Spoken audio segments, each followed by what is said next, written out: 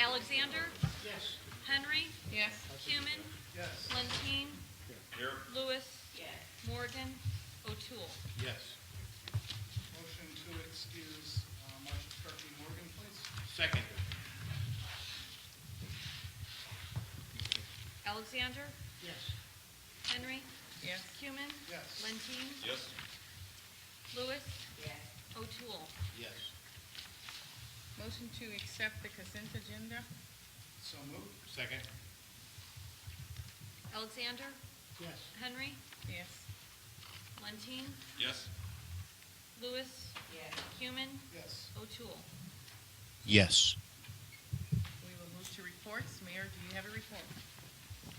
Yes, I would like to wish everyone a very happy Thanksgiving. And that being said, we have Breakfast with Santa is just a week and a half away. It's Saturday, December the 5th from 9 to 11. We're expecting in excess of 160, which we have already registered. The last date for registration is November the 30th. So get your tickets as soon as you can. Wanted to mention that we also have a rec basketball. There's still some openings in some of the teams for registration. They're actually practicing presently, and they'll be playing in the seasonal games starting January the 9th. So there's there's two divisions, 5 through 8 grade and 3 through 4 grade divisions. The city edition is also being planned for the second week in January.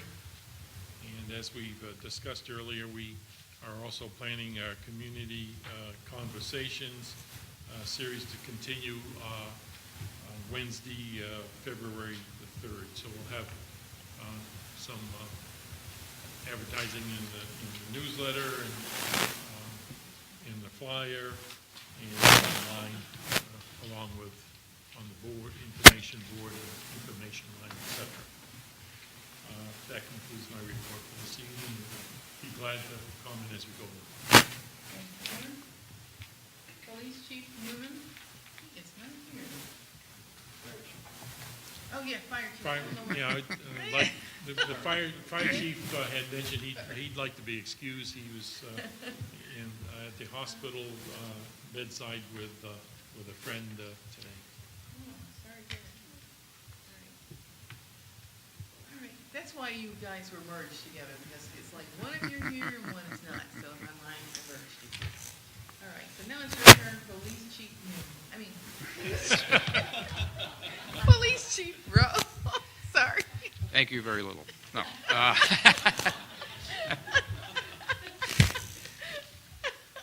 Just a couple of things to mention about police activity. Rather than go through the whole report, there really isn't any drastic change from the last 2 weeks. Our part-went crimes are within 2 of what they were last year, so it's pretty much the same. Our calls continue to be up about just under 8%, and our arrests are up 28%. The biggest impact that's having is on our budgetary items for prisoner food and prisoner care. Obviously, the more prisoners you have, the more food they eat, the more laundry you have to have done, and invariably somebody is sick and you have to pay for their medication. So that all goes together. But other than that, like I said, we're pretty much in line with last year. A couple of things that will be affecting us as well in 2016 are related to training. A number of years ago, the state passed a continuous professional training requirement for peace officers. That has usually been anywhere from 1 hour that you were required to get to 4 hours, which was rather silly, but at least in their mind it was a start. And the reason that those hours weren't more is because they didn't know where the funding would come from. So if they had funding, there'd be more hours. required. If they didn't have the funding, then there were less.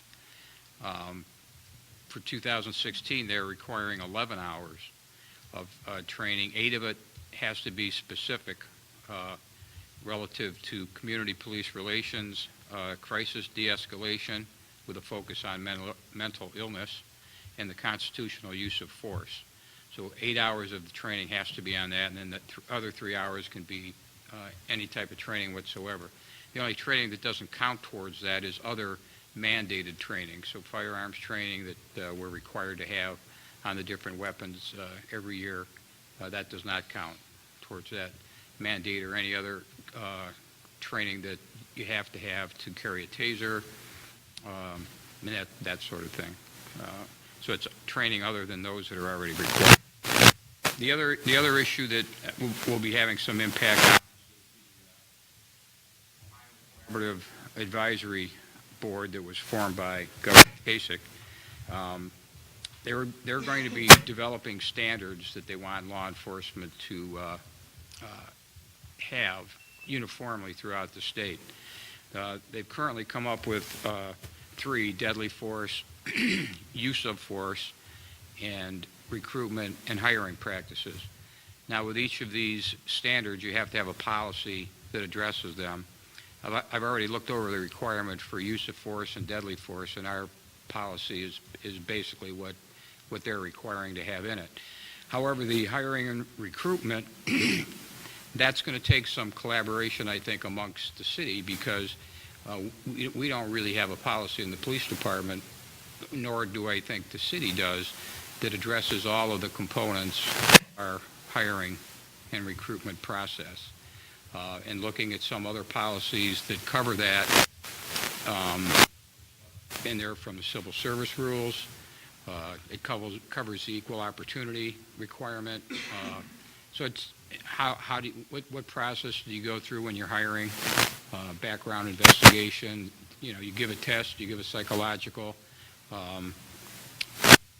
polygraph, and interviews. They're asking you to pretty much delineate everything that you do. So I think that's going to be kind of a citywide effort for us to put together something that will actually address that mandate.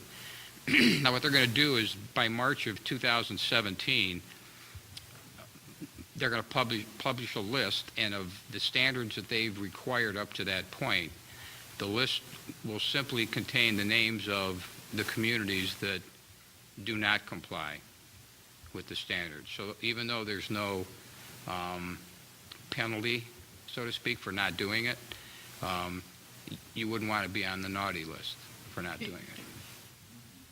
But Basically, on the police side, we fire, we just follow the civil service, right? pretty much, it's just that you have to lay that all out pretty much in one policy. And then what's going to happen is they're going to be, and it's still being decided who's going to do it, but there's going to be people that are going to come out and check on compliance, that you're doing these policies. So it's not only, you have to have a policy and procedure. There has to be a knowledge and awareness, which means that when these things are created, employees have to sign off on them, that they read them. There has to be proficiency training on those things, which means roll call training every once in a while, quizzes, and just overall look at compliance and make sure that the agency is actually doing what their policy says they do. So it's going to be a rather involved process, though I don't think there'll be that many standards. I think they're talking about 12 to 15, and I think they're basically going to focus on the big topics that well, I shouldn't say that, otherwise it would be requiring the standards, but most agencies have, which is use of force, less than lethal force, pursuit policies, that sort of thing. But just that's down the road, and it will be having an impact on us in somewhat of a budgetary situation, because a lot of that, the more they require training, they're trying to be innovative on how they can deliver that so that it's cost effective for the agencies. But still, even if they do a live training where you don't have to go someplace. You still have to have the people available the 8 hours to sit there and watch it. So it ultimately becomes an overtime issue because you can only have so many people on duty that are sitting there doing training and not responding to calls. So that's all that I have for my report. Mr. O'Toole?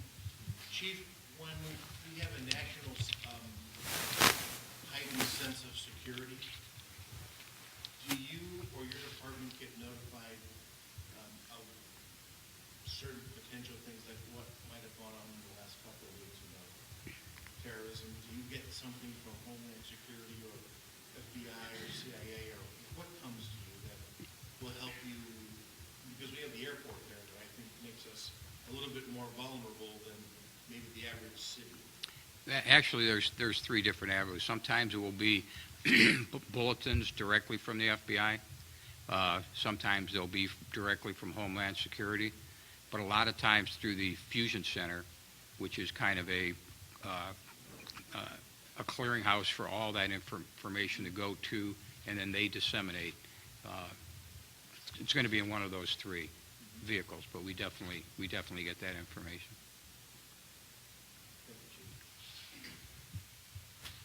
How interesting.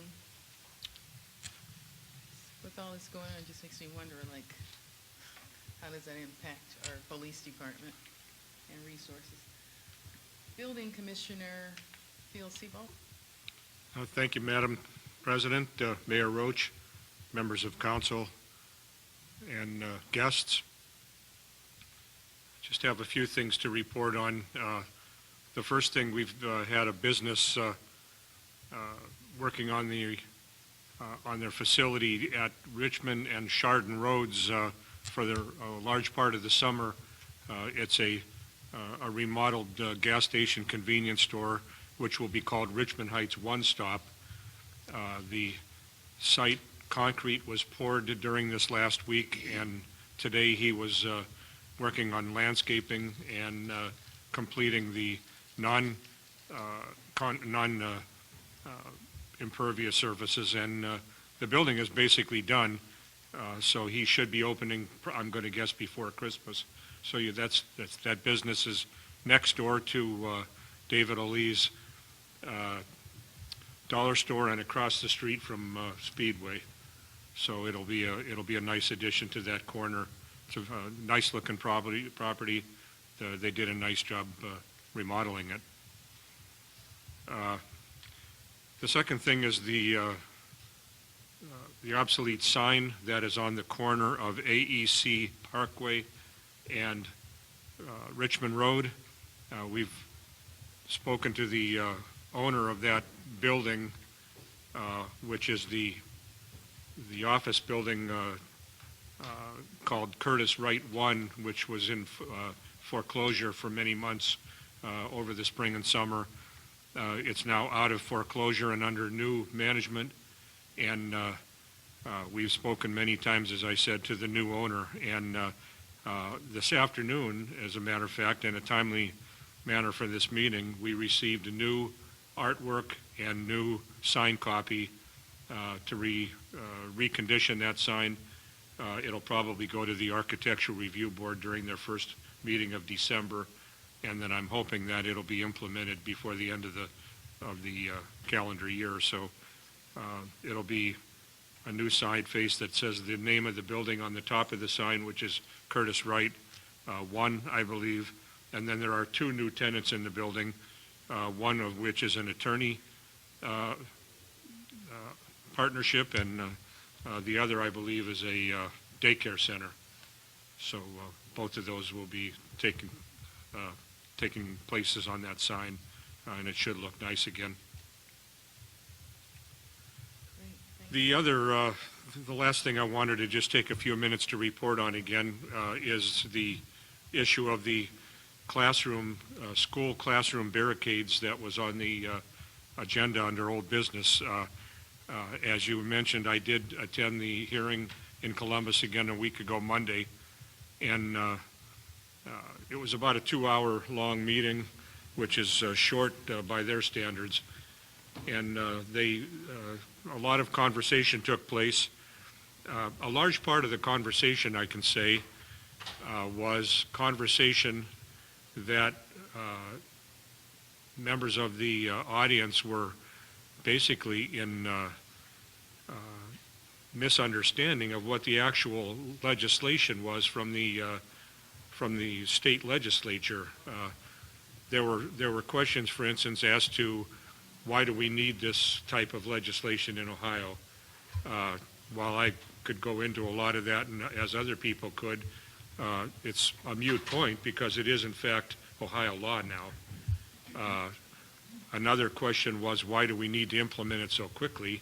The answer to that, again, is because the law gives us a deadline as to when the Ohio Board of Building Standards has to implement rules for these new devices.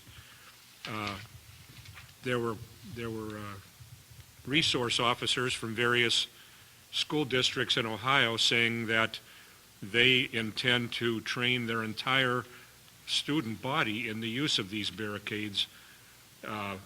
The state legislation mandates that these devices are used only by trained school personnel.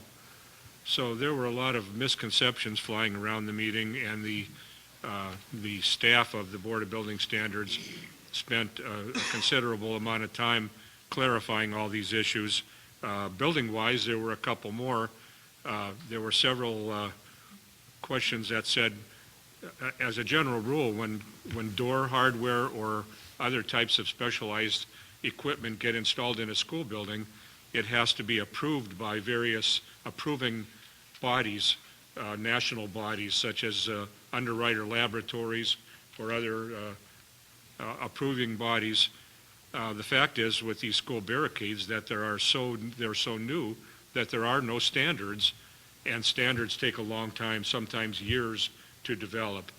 So they're not going to be required to be compliant with any standards because there aren't any standards, and there are no time inside the legislature's time frame of the mandate of enacting the law to write any standards. So that's not going to be done anytime soon.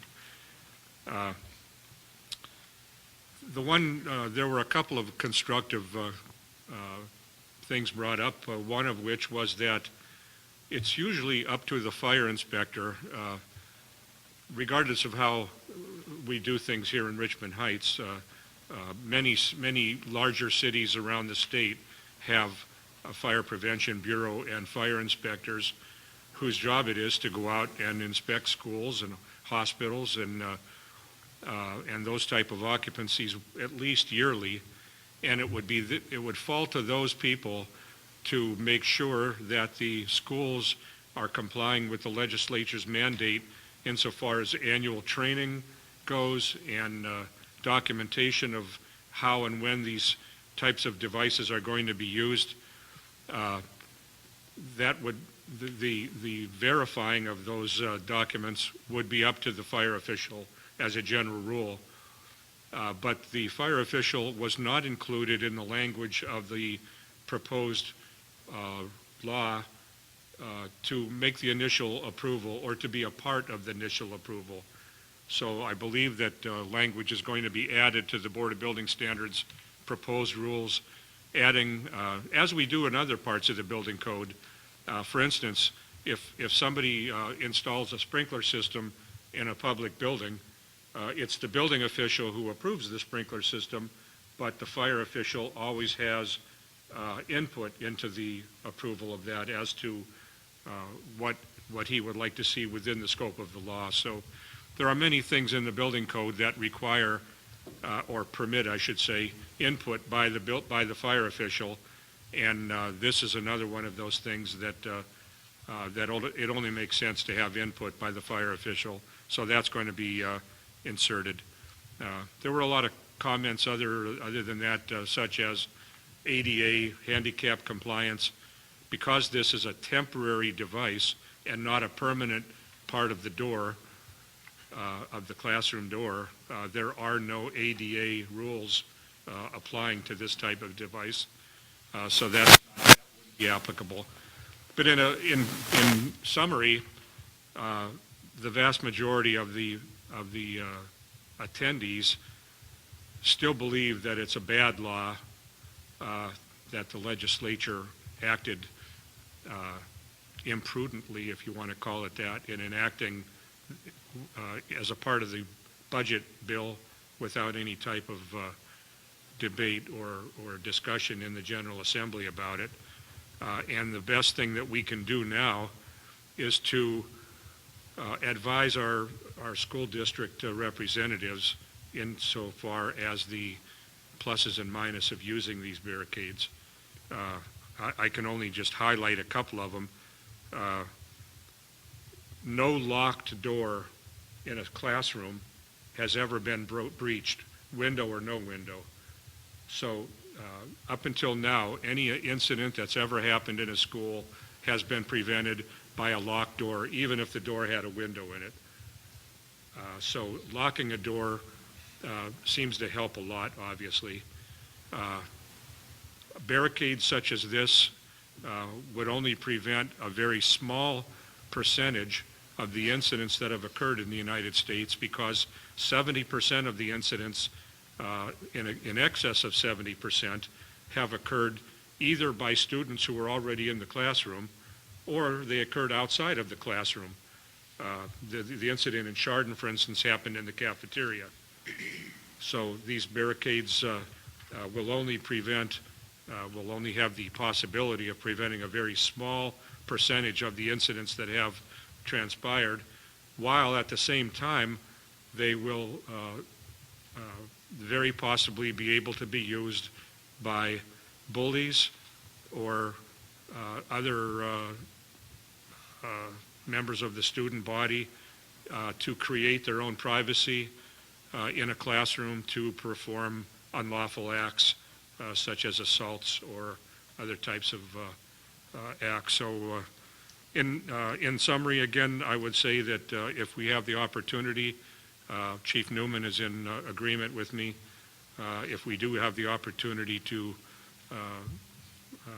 lay our thoughts out in front of our school district representatives, we'll welcome the opportunity to do that. We still believe between the two of us that these devices are a bad idea, and we'd like to let that be known to our school district representatives before the purveyors of these snake oil devices come to town and start selling them. That concludes my report. Thank you. Yes, Mr. Lentine? I think this would be an appropriate time to thank Bill and his department for his help, along with the mayor and all the members of council, about our post office. I know you guys we've had a lot of laughs about it, and we've had a good time with it, but I really believe it was very important that we undertook this project. I want to thank Phil especially for writing many letters, follow-ups. I know the mayor's worked on this himself in the past, along with other council people. So with that being said, I think everybody's aware that we're finally getting the Richmond Heights post office parking lot repaved and resurfaced. They're putting new windows in the building. They're going to stripe it. It's going to look very nice. It's been a long time coming. It's in Ward 2, and I've had the privilege of trying to get this project moving. So I'm very excited, even though Mr. O'Toole and Mr. Alexander both doubted the possibilities of this happening. But I want to tell Crystal, this is very important for you, that even though you weren't aware of the bet was that I would get the parking lot done before the homes would be torn down. So I had my doubts, especially with the weather being changed and all. You lost. I did. I didn't know I was. So. I need to enlist you to help me make sure that we. I want to also thank our Congresswoman, Marsha Fudge. Who was very instrumental in helping me get this project going. With a couple of phone calls and a couple of emails, she took it under her wing and had advisors and her aides help us, and I think that was also instrumental in getting the project going. So I think the acknowledgement of everybody that was partaking in it is greatly appreciated. And again, I think it's a long time coming, and I'm really proud of it. I'm glad that we did it. So thanks, Phil, and thanks, everyone. That's all. Yes, Mr. O'Toole? I think our council is far too modest in talking about the effort that he put forward to get that done. And I know there certainly was a groundswell of city officials who helped to make this happen. But there certainly was a groundswell of people who wish to thank Councilman Lentine, and they're proposing that at some point there be a postage stamp that would honor him for the work that he's done. So this is some of the preliminary work that's been done. So I want to thank Councilman Lentine for the work that he's done, and I look forward to being able to deliver my bills and my paperwork to the post office in a smooth manner every day. So Thank you. I thank you. It's a rendering that I could only dream of. At some point. Thank you. Yes, Mr. Lentine, we do thank you very much for your efforts. And everybody else who helped him to get that done. Yeah, you won't have to hear it anymore. Well, I'm sure you'll have a follow-up story.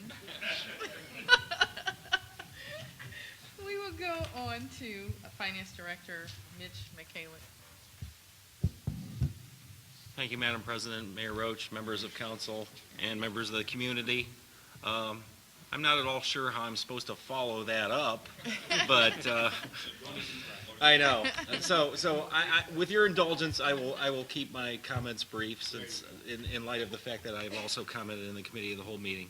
I did want to just take an opportunity to inform you that our new payroll clerk started yesterday. Her name is Susan Bryant. She has a vast amount of payroll experience. She came in, obviously, going through some of the training for some of the unique things with our software and the way we do things as opposed to some other places. So there was a bit of a learning curve. There were probably, in the inevitable hiccups when you're first starting, the new process. It's been 2 days, right? This is the second day, and this is the thing. No, this is the thing. She stayed until close to 8 o'clock to make sure that everybody gets paid, including the monthly pays, since that's coming up. So I like. It was almost a 12. It was close to a 12-hour day the first day. Right. Of a part-time job. Right. So you have to admire her dedication. She stayed until the job was complete, and also she showed up again today. So I'm glad to see that. And that's exactly. I mean, we're moving in the right direction. So that's my report for this evening. Unless there are any questions. No questions. Thank you. Yes, thank you, and congratulations on getting us a new payroll clerk. Really appreciate that. So, Service Director, Donald Kaminsky. Sorry. I'd like to announce that as of 3:30 this afternoon, we are done doing 2 crews on these. We're caught up pretty much. We'll be doing 1 crew probably for the next 2 weeks going around the city. We're caught up. We'll be working on chipping brush piles next and getting Christmas lights up. Other things in the city. I would like to just mention something about chipping. As far as us going down. That is a service that we are rendering to residents when they're doing some yard work and cleanup and their own trimming on their private property. But we've had several instances this year where residents have cut down trees in their backyard and literally, in order to save money, I would think is one of the reasons, instead of having their branches done by the tree trimmer, they're putting them out on the tree line. And we have a couple of those going on right now, which is, it takes hours for us to figure that out. So we're addressing that and letting the residents know that that is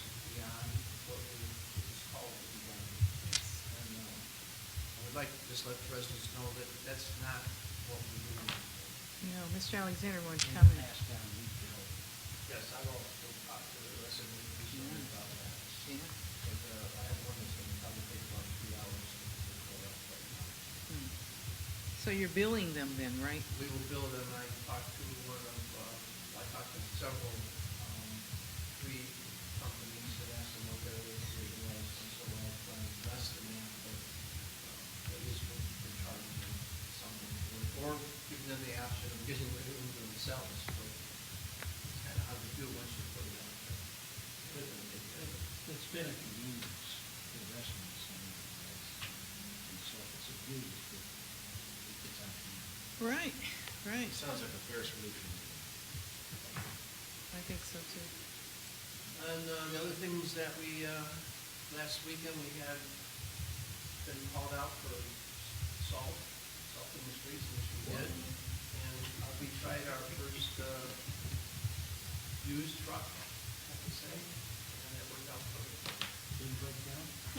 No, actually, I was expecting to put in on Monday and hear a lot of negative comments about it, but everybody was very happy with how it worked out. So we're ready for anything that happens between now and the first day or something. Are the trucks still red? Yes. Are we gonna go red on all trucks, or what are we gonna do? Until we get rid of the green ones. Okay. Okay. I kind of like the red ones myself. It goes good with our new detail. And that's all I have. Okay, thank you very much. City Engineer Lee Courtney. Yes, Madam President, on the road work since the last meeting, we completed the concrete work on Nicholas Street and Park West.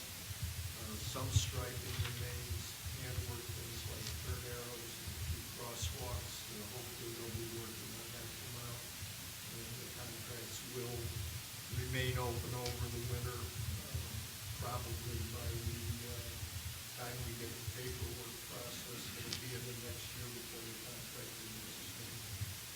Do you pay them as a progress payment or a full payment? Progress.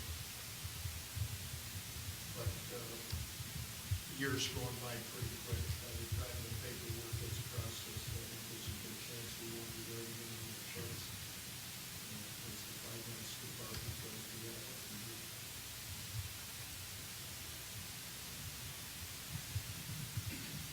Okay, thank you. Economic Development Director, Crystal Best. Thank you, Madam President, Mayor, members of the council, and community. If I had known that my efforts were going to be the subject of the event, I would have pushed even harder and harder. But I am. You could have a stamp. Yeah, I have superstars up there. But I have to say, I am really pleased that the post office is getting a facelift, because even before I started working here, I would go to that post office, you open the door and it just sticks, it's like, it won't completely open, and you gotta pull it behind you when you leave, when you close, and it will be a nice improvement to that corner, and just a nice improvement to the community, especially since because a lot of people go to that post office, so I'm really pleased with that work. And I have to believe that success will just rub off onto what I've been trying to do. So not to get Well, it is good. It is I need to interrupt you, and I forgot to mention that January 23rd, I believe it is, the post office in Euclid is being closed. Euclid has 3 post offices. The one on 222nd, near Sims Buick, where Sims Buick, there's a little post office. Yeah, it's about 226. That's moving up here to Richmond Heights. right, I know. And we're gonna have another 15 trucks and probably another 20 employees. Maybe that number is not right, what I'm saying, but that's what's been told to me. So, we might get a few more dollars from, people that work in Richmond Heights, and that's postmen and post ladies. So, maybe this is another reason why they're on a push to get the post office up to snuff, so. Just a comment. But, to that point, the land bank, which is going to be demolished from the gas station, has advised that they are at least going to get down the two houses that are on the demolition list. So hopefully that'll be happening in the very near future. That's at Richmond Park West, and the other one is on Highland. So hopefully that's a precursor to the gas station being demolished ultimately. Just really quickly, also, we did make a community development block grant application for $150,000 to do some work in our community park, to do some work in, well, not just in the community park, but also at the Kiwanis Lodge, providing handicapped accessible bathrooms with an outdoor entrance as well, and also to resurface our walking trails and to do some work at the end of town on a wall that needs to be repaired. So we went after that money. Hopefully we'll find out about that in February. And Councilman O'Toole, we've identified 3 property owners who are interested in storefront renovation grant money. I should know by the next council meeting if they are going to pursue it, and at that point I can let you know which of the companies it is, but I wanted you to know that we are going to be going after the storefront renovation dollars, which is about a $50,000 competitive grant. Also, just in terms of development over by the airport, we were able to submit 2 possible proposals to the airport and our council person, Sonny Simon, for some renovations at the airport with respect to the old J.B. Milano's restaurant, and also a proposal for marketing and promoting the buildable land that's across the street from the airport. So hopefully in the early part of 2016 I'll have some information for you about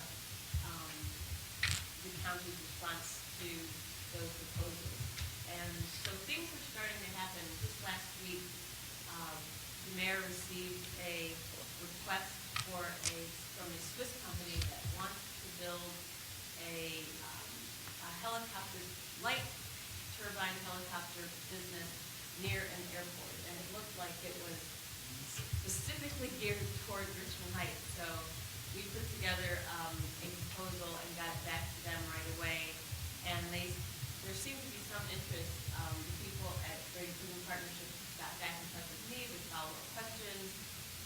And so things are starting to happen, and I think people know that we are working really hard to get that land built over across the street from the airport, and also to get a new restaurant in over there where the old J.B. Milano's was. So hopefully things will start happening in the early part of 2016. So that's Great. Mayor? I don't know if we can say, what can we say about the Curtis Wright hangar? Can we say anything about that? I understand, and I can get this confirmation on this, but I understand that the Curtis Wright hangar is going to be renovated and cleaned up by NetCamp, and they're going to use that space for some retail and also a repair element. Kind of an expansion of their business, so they're becoming a significant employer in the city. So it's all good news. And what we call Curtis Wright hangar is one of the it's one of the first Curtis Wright hangars that was in the country, I think. And so they've taken it upon themselves to renovate that and utilize it. So this is all good stuff. They said that the renovation should be taking place and complete by the second quarter of 2016.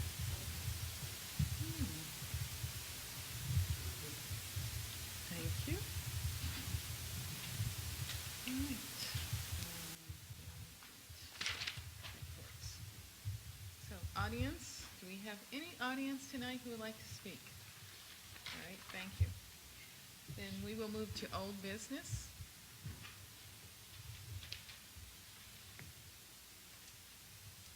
Ordinance number 90, 2015, introduced by Mayor Roach, third reading. An ordinance adopting new Chapter 184 Earned Income Tax of the codified ordinances of the City of Richmond Heights, Ohio, and declaring an emergency. Mayor, like to comment?